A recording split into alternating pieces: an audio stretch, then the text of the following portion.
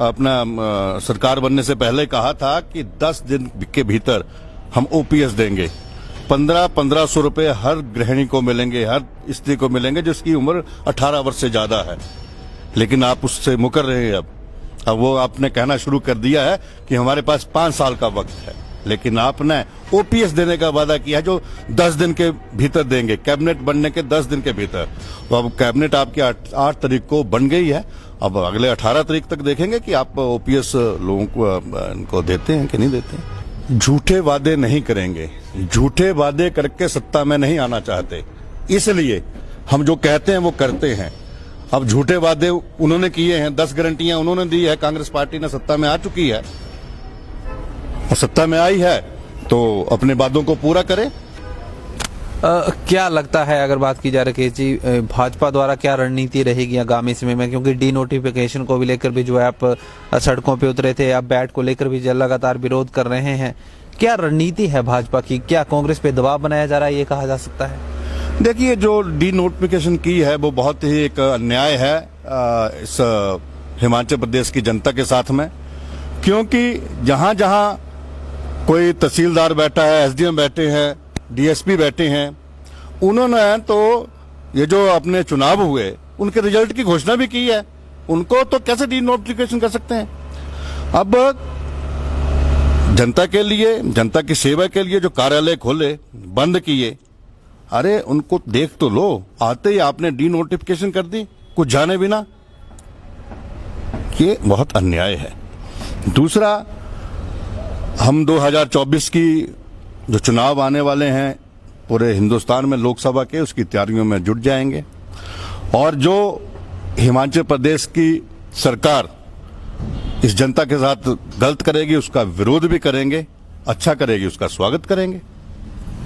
2024 की अगर बात की जाए तो क्या लक्ष्य रखा है? क्योंकि अगर बात की जाए अब सत्ता में कांग्रेस है, क्या लक्ष्य है भारतीय जनता पार्टी का हिमाचल प्रदेश की अगर बात की जाए तो? एक बार फिर मोदी जी को प्रधानमंत्री बनवाएंगे देश के और इस जनता से आग्रह करेंगे, इस जनता से आशीर्वाद लेंगे और इस हिमाचल प्रदेश की 4 सीटें जीत के भारतीय जनता पार्टी नरेंद्र मोदी जी की झोली में डालेगी।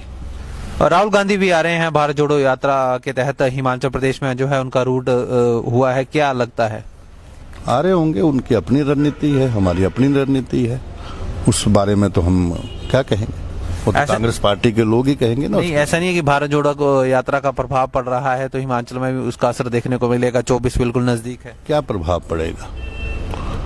वो जोड़ रहे हैं, यहाँ कांग्रेस पार्टी टूटती जा रही है। नहीं, हिमाचल में तो सरकार बना दी। कोई बात नहीं, सरकार बनती रहती है, मात्र 0.9% से सरकार बनी है, कुछ ज्यादा मतों से नहीं बनी है, बहुत कम अंतर से, मार्जिन से कांग्रेस पार्टी सत्ता में आई है, ये भी ध्यान रखना चाहिए।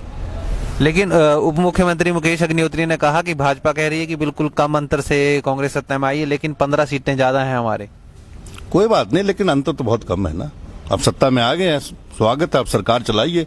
लेकिन जो 10 गारंटियां आपने दी है, पहले तो आपने कैबिनेट में कहा था, अपना सरकार बनने से पहले कहा था कि 10 दिन के भीतर हम ओपीएस देंगे, 1500 रुपए हर गृहिणी को मिलेंगे, हर स्त्री को मिलेंगे जिसकी उम्र 18 वर्ष से ज्यादा है।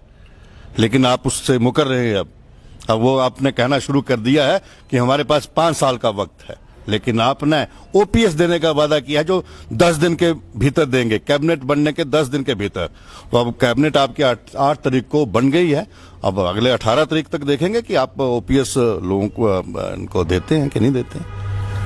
आखिरी सवाल रहेगा, जैसे सदन में भी कहा गया था कि प्रदेश कर्जे में है और पिछली सरकार द्वारा भी अच्छा खासा कर्ज लिया गया था, क्या लगता है कितना दबाव है कांग्रेस पे कि जो है इन तमाम वादों को पूरा करेंगे? क्योंकि भाजपा, जैसे अगर आपकी बात की जाए, आप जो है कहीं ना कहीं घेराव के मूड में लगातार हैं।